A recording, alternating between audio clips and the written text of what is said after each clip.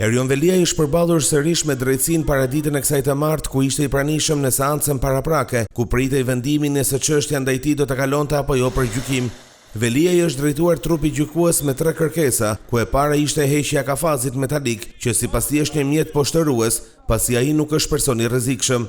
Heqjen e menjëhershme të masës së vendosjes në kafaz, në përputhje me standardet detyruese të Konventës Europiane të Drejtave të Njeriut dhe jurisprudencën e Gjykatës Europiane të Drejtave të Njeriut, që e konsiderojnë këtë praktik trajtim poshtërues, paragjykues dhe të papajtueshëm me nenet 3 dhe 6 të Konventës.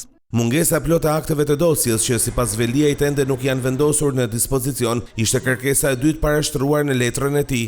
Vënien e plot dhe të menjëhershme në dispozicion të akteve të dosjes në një formë të lexueshme dhe të aksesueshme, që më mundëson të jem realisht i informuar për akuzën dhe të kem kohën e nevojshme për përgatitjen e mbrojtjes sime.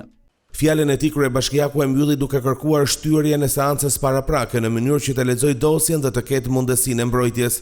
Shtyrjen e procedurës derisa kjo e drejtë elementare, e drejta për të mbrojtur, të më garantohet në mënyrë të plotë dhe efektive. Asnjë proces i drejtë nuk mund të vazhdojë pa respektuar këto 3 kushte minimale. Gjykata pranoi kërkesën e Veliajt duke caktuar datën 5 dhjetor për seancën e radhës.